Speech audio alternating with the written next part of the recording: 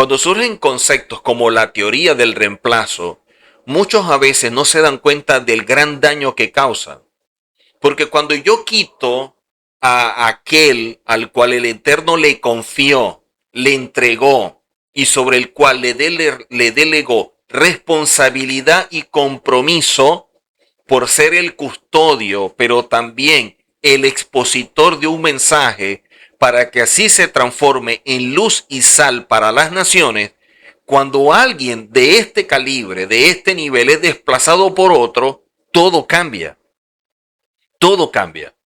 Porque usted no es legítimamente constituido. Usted es el resultado de una interpretación equivocada.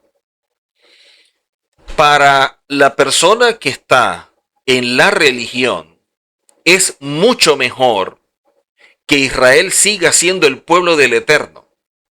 Por lo siguiente, si el Eterno escogió al pueblo antes de la fundación del mundo, como aparece en la Escritura, se le confió y lo ha mantenido a su lado, como dice Pablo, que no lo ha cambiado por nada, que sea firme a eso, le va a dar seguridad a todos los gentiles que han sido justificados por los méritos del Mesías, que esa justificación se va a mantener.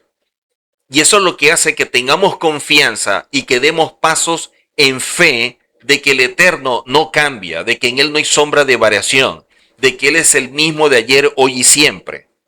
Pero cuando hay una enseñanza que se emite y dice que el Eterno reemplazó a Israel por lo que la gente llama iglesia, y que esta iglesia ahora es el Israel espiritual, ¿qué seguridad puede tener esta iglesia que no va a ser desechada si ya desechó a su hijo?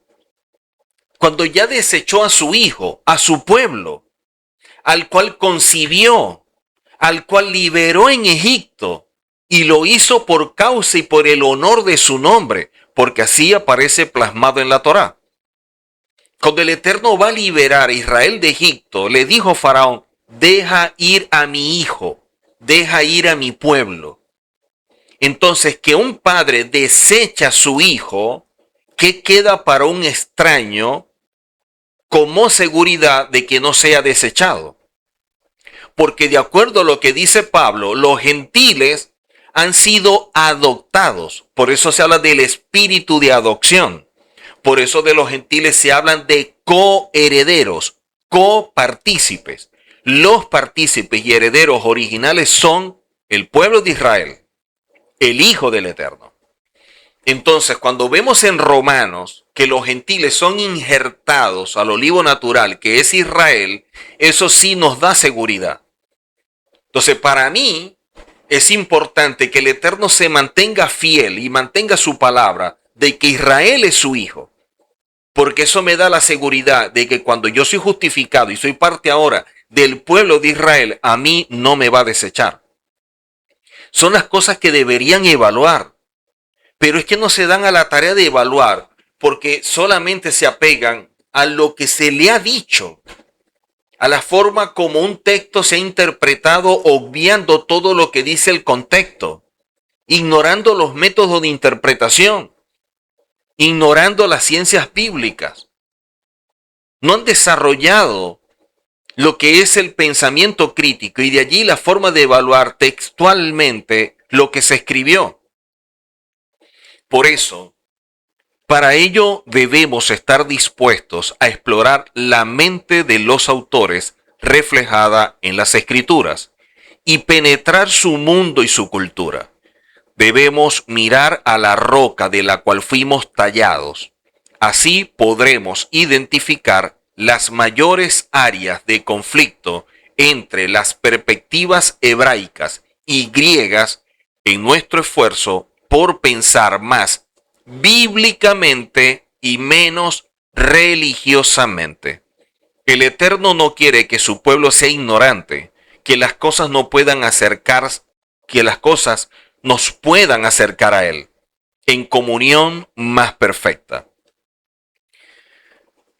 Cuando vemos esto, si el objetivo del Eterno es que nos podamos acercar más a Él, que salgamos de esa ignorancia, que podamos escudriñar la Biblia, que podamos buscar la verdad, que podamos conocerla y ser libre, y que la misma Torá es la que convierte el alma, que es lumbrera en el camino, que es la que guía nuestros pasos, no podemos desecharla.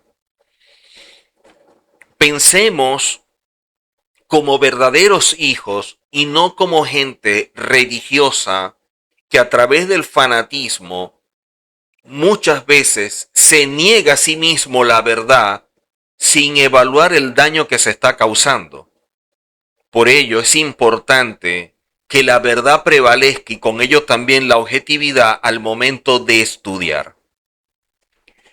Mientras más nos acerquemos a la Biblia con una perspectiva hebrea, mayor será la riqueza que vamos a extraer para santificar nuestras vidas.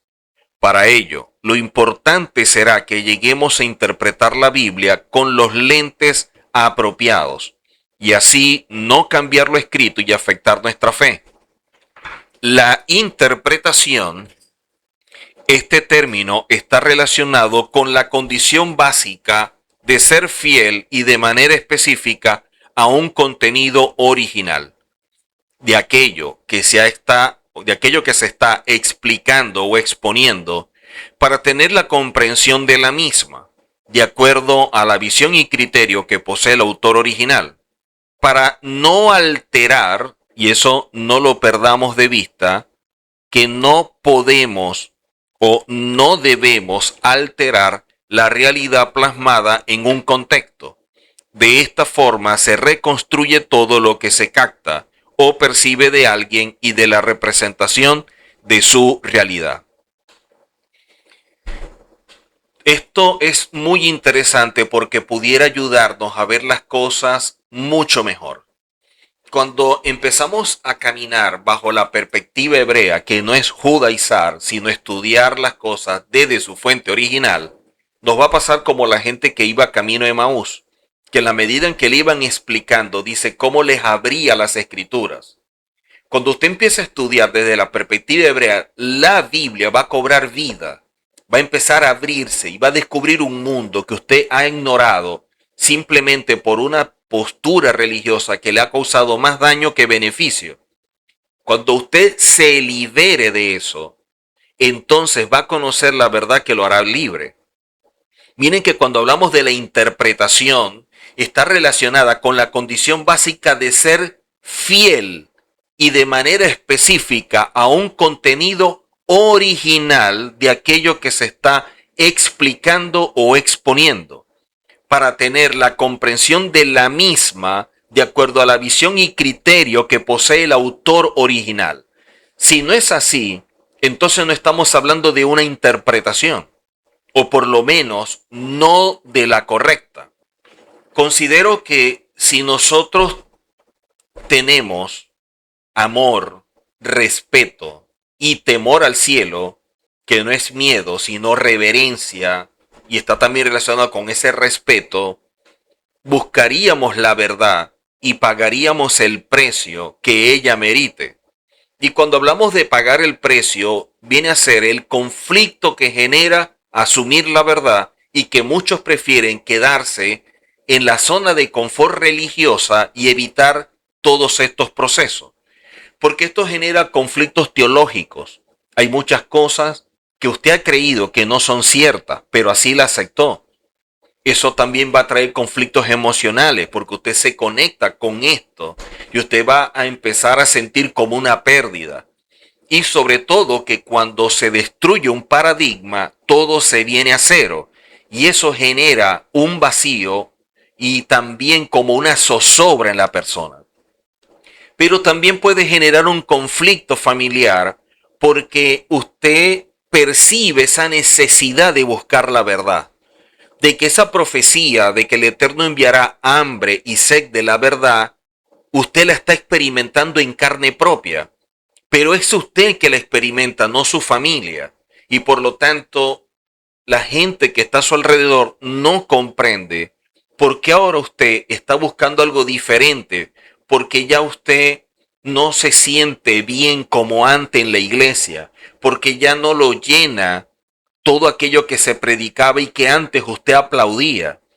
Porque ahora usted ve que hay vacíos en la enseñanza, que hay contradicciones, que hay un simplismo muy grande, que se normalizan cosas que no son, que se interpreta totalmente desconectado, que el púlpito es algo muy serio y por lo tanto la persona que está allí debe asumirlo con temor y con reverencia. Y de esta manera, esa hambre y sed que usted está viviendo empieza a germinar, a crecer y con ello los conflictos que trae el crecimiento. Nadie dijo que sería fácil llegar a un nivel elevado de crecimiento que nos permita alcanzar un desarrollo espiritual. Pero si no pagamos el precio por esto, entonces estamos dispuestos a pagar el precio ¿por qué? ¿Qué cosa puede tener más valor que todo esto?